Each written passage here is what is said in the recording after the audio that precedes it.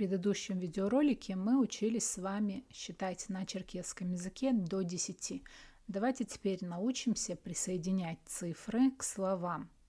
1 всегда стоит перед словом и пишется, произносится отдельно от него. В принципе, как и в русском языке. 1 друг. З небжах. 1 книга.